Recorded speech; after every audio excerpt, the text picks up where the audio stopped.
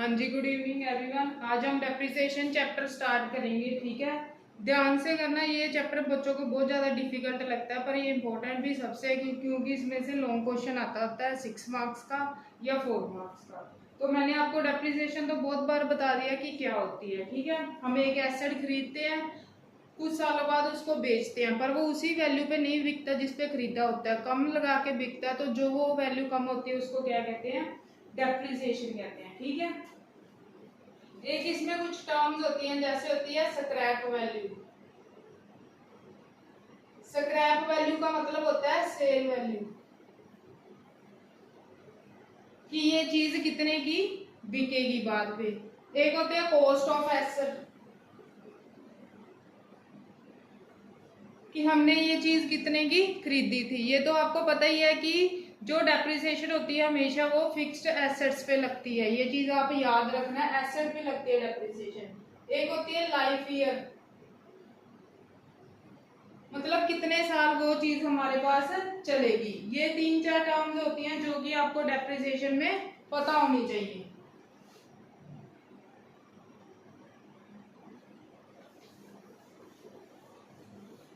मान लो आपको यहाँ पे दिया हुआ है कि एक मशीनरी परचेज की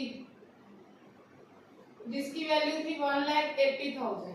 ठीक है, उस पे खर्चा आ गया 12,000 कैरियर्स का, मतलब मशीनरी लेके आने का और इंस्टॉल करने का। 12,000 खर्चा आया कैरियर्स का, मतलब मशीनरी जहां से खरीदी थी वहां से उठा के लेके आए हम। ठीक है, इरेक्शन का खर्चा आ गया, मतलब उसको इंस्टॉल करने में खर्चा आ गया 8,000। अगर हम अकेली मशीनरी खरीद लेते, कैरियर्स नाल का खर्चा ना देते, तो वो मशीनरी वहीं पे पड़ी रहती। चलो ठीक है, कैरियर्स का खर्चा दे दिया, मशीनरी आ गई। अगर अब हम उसको इंस्टॉल ना करवाते तो वो यूजफुल नहीं होती, वो यूज में आती नहीं, वैसी पड़ी रहती। तो ये चीजें याद रखनी है, जो खर्चे एसेट को यूज में लाने के लिए किए जाते हैं वो एसेट में ही ऐड हो जाते हैं। इसलिए जैसे कैरियर्स 12,000 क्या है, अगर मैंने मशीनरी सिर्फ खरीद के रख देनी थी, वहां से उठा के नहीं लानी थी, तो ये यूज में नहीं आती। ऐसे ही अगर इसको इंस्टॉल ना करते, बाहर से लाके फैक्ट्री में रख देते, ना ही उसको यूज कर सकते थे जब तक वो इंस्टॉल नहीं हो जाती। तो टोटल कॉस्ट कितनी होगी मेरे पास मशीनरी की? 2 लाख। ये क्या होगी? Cost of asset. ठीक है, फिर आपको क्वेश्चन में दिया हुआ है कि मैंने ये मशीनरी कब खरीदी है? 1 अप्रैल 2019 को खरीदी है। इसकी एस्टिमेटेड लाइफ है 10 इयर्स। कि ये मशीनरी हमने एस्टिमेट लगा के चलाया है कि जो हमने आज खरीदी है वो उसकी एस्टिमेटेड लाइफ कितनी है? 10 इयर्स। और इसकी स्क्रैप वैल्यू कितनी है? 40,000। ठीक है, ये चीजें दी हुई हैं, आपने क्या निकालनी है? डेप्रिसिएशन निकालनी है। तो डेप्रिसिएशन कैसे निकलेगी?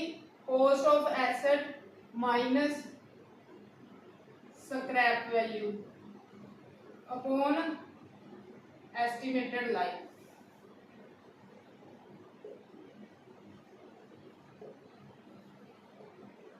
मशीनरी की कॉस्ट कितनी है? 2 लाख।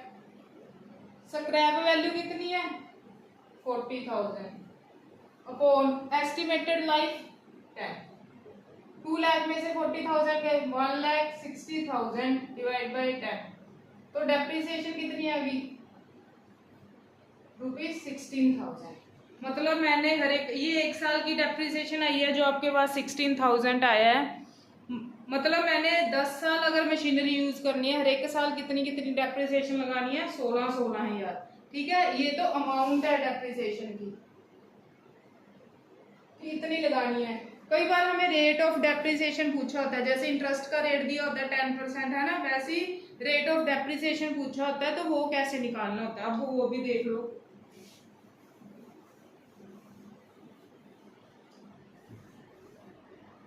तो रेट निकलेगा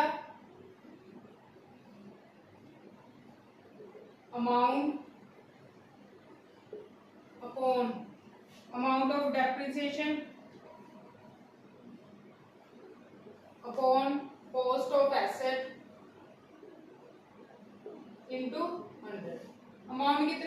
था 16,000। टोटल कॉस्ट कितनी थी एसेट की 2 लाख इंटू 100, ये कितना परसेंट आएगा, ये आएगा आपका 8%।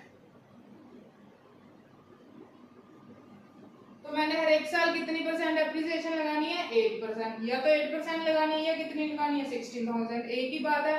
8% आपको किसका करना होता है, कॉस्ट ऑफ एसेट का। जब मैंने 2 लाख का 8% किया, ये कितना बन गया 16,000। तो वही बात आ गई ना, अमाउंट ऑफ डेप्रिसिएशन या रेट ऑफ डेप्रिसिएशन, कुछ भी लगा लो, डेप्रिसिएशन उतनी ही निकल के आएगी। तो ये डेप्रिसिएशन का बेसिक है जो आपको चैप्टर शुरू होने से पहले पता होने चाहिए।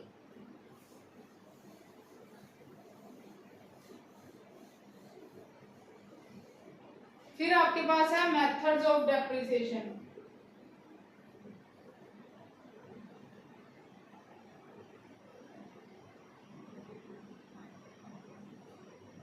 दो मेथड्स होते हैं,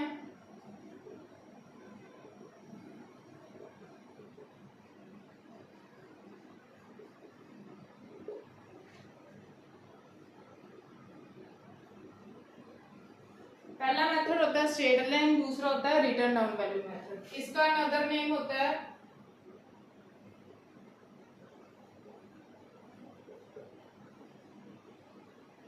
फिक्स्ड इंस्टॉलमेंट मेथड भी कहते हैं इसको डिमिनिशिंग मेथड भी कहते हैं।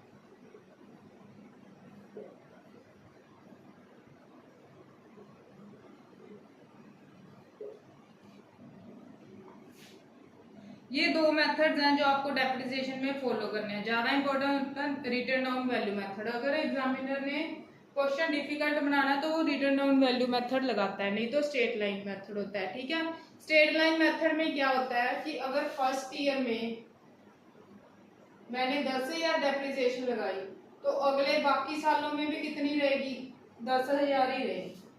ठीक है, पिछली एग्जाम्पल ही ले लो, अगर फर्स्ट ईयर में मैंने 2 लाख पे कितनी डेप्रिसिएशन लगाई थी 16,000 डेप्रिसिएशन लगाई थी, जिसके बाद मेरी वैल्यू कितनी बच गई थी 1,84,000। तो अब इस मेथड में 16,000 नहीं सारे सालों में लगेगी, जितनी वैल्यू होगी साल के शुरू में उस पर डेप्रिसिएशन लगेगी। इसमें क्या होता है कि अगर आप पहले साल 10,000 डेप्रिसिएशन लगा रहे हो तो बाकी सालों में भी वैसी ही लगेगी। जब आप क्वेश्चन करोगे तो आपको ये ज्यादा क्लियर हो जाएगा। ठीक है, तो ये चीज याद रखनी है कि डेप्रिसिएशन क्या होती है। जब फिक्स्ड एसेट्स की वैल्यू कम होती है तो उसको क्या कहते हैं, डेप्रिसिएशन कहते हैं। पर कई बार हमारे पास एसेट्स होते हैं जैसे पेटेंट्स, गुडविल,